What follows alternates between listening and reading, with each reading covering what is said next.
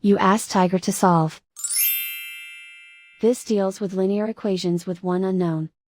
The final result is x equals 18. Let's solve it step by step. Simplify the expression. Expand the parentheses. Multiply the coefficients. Simplify the arithmetic. Combine like terms.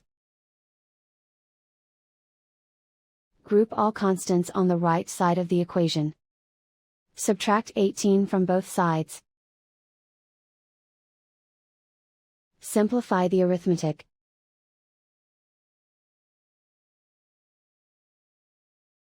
Convert the x into a positive number.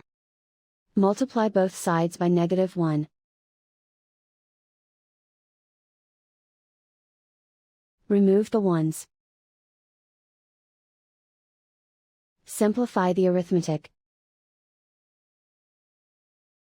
And so the final result is x equals 18.